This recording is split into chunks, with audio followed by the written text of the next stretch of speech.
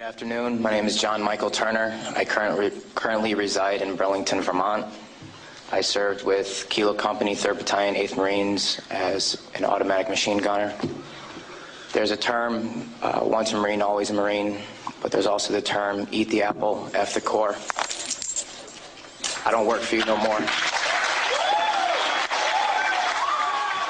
That was John Michael Turner stripping his medals and ribbons from his chest and throwing them into the audience to the applause of attendees at Winter Soldier. Turner then went on to describe some of his time in Iraq. On April 18th, 2006, I had my first confirmed kill. This man was innocent. I don't know his name. I called him the Fat Man. He was walking back to his house, and I shot him in front of his friend and his father. The first round didn't kill him after I had hit him up here in his neck area. And afterwards he started screaming and looked right into my eyes. So I looked at my friend who I was on post with, and I said, well, I can't let that happen. So I took another shot and took him out. He was then carried away by the rest of his family. It took 7 people to carry his body away. We were all congratulated after we had our first kills, and that happened to have been mine. My company commander personally congratulated me, as he did everyone else in our company. This is the same individual who had stated that whoever gets their first kill by stabbing them to death will get a 4-day pass when we return from Iraq.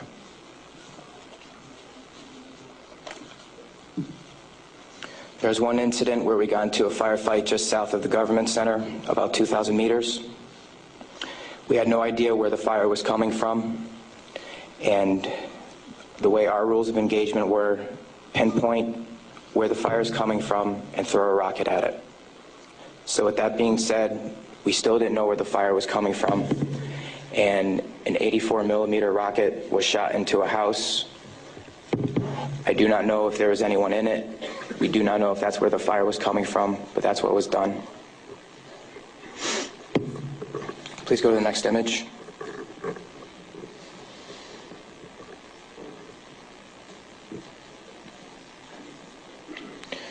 This man right here was my 3rd confirmed kill. As you can see, he was riding his bicycle. Later on in the day, we went ahead and we had CBS Laura Logan with us, but she was with the other squad. And so she wasn't with us, so myself and 2 other people went ahead and took out some individuals because we were excited about the firefight we had just gotten into, and we didn't have a cameraman or woman with us. With that being said, anytime we did have embedded reporters with us, our actions would change drastically. We never acted the same. We were always on key with everything, did everything by the books. The man on the bicycle, he was left in the street for about 10 minutes until we realized that we needed to leave where we were. And his body was dragged about 10 feet to the right of him, where his body was thrown behind a rock wall, and his bicycle was thrown on top of him.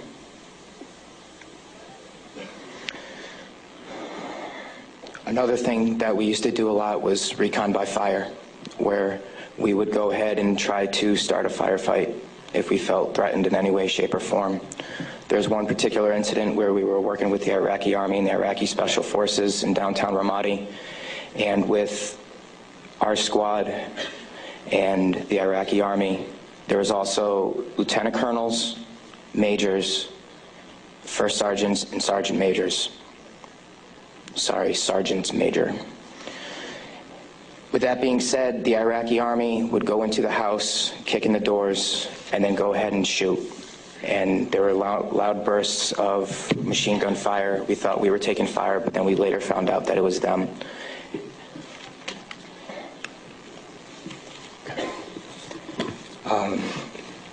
House raids. Because we were a grunt battalion, we were responsible for going on several patrols. A lot of the raids and patrols we did were at the night, around 3 o'clock in the morning, around there. And what we would do is just kick in the doors and terrorize the families. That was an image taken around 3 o'clock in the morning through night vision goggles. And that is the segregation of the women and children and the men. If the men of the household were giving us problems, we'd go ahead and take care of them any way we felt necessary, whether it be choking them or slamming their head against the walls. If you go back to that one picture, that was one man that wasn't taken, that was taken care of in a very bad way. Because of all the wiring that he had, it would be considered an IED making material. On my wrist, there's Arabic for FU. I got that put on my wrist just 2 weeks before we went to Iraq because that was my choking hand. And anytime I felt the need to take out aggression, I would go ahead and use it. Please go to the next picture. Next. There's an instance of detainees and how they were treated in a nice manner. Next. That is the Fatimat Mosque minaret. As you can see, it is written with bullet holes and holes in the top of it. Those were from mortars. And the next video that I'm going to show you is a tank round that went into that minaret, where we weren't sure if we were taking fire or not.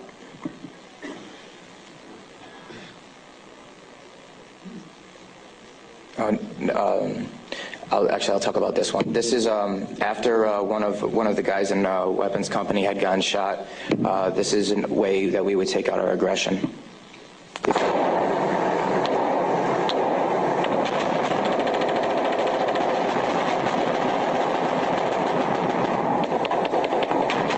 For those of you who don't know, it is illegal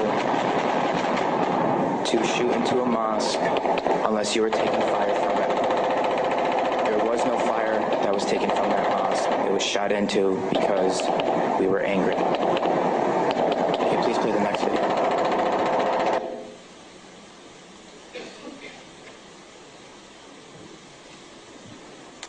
We are on ice cream, trying to suppress the blue and white minaret named Fatimat al-Zahra.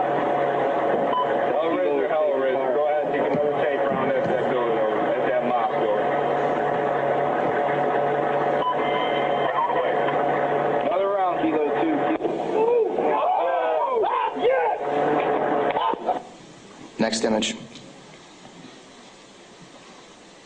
That, okay. With that being said, there's many more stories and incidents for me to talk about, although we don't have the time to. But this just goes to show you that that was the after effect of the tank round.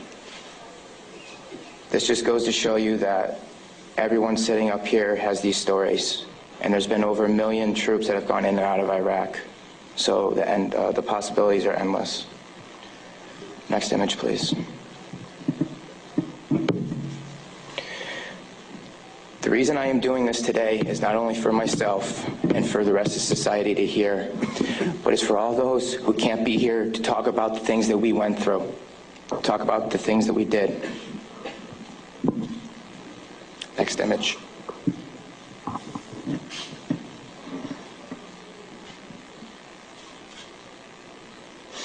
Those 4 crosses and this memorial service were for the 5 guys in Kilo Company, 3rd Battalion, 8th Marines that we lost. Throughout our unit, we had 18 that got killed.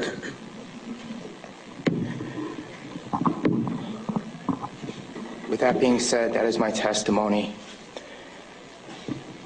I just want to say that I am sorry for the hate and destruction that I've inflicted on innocent people.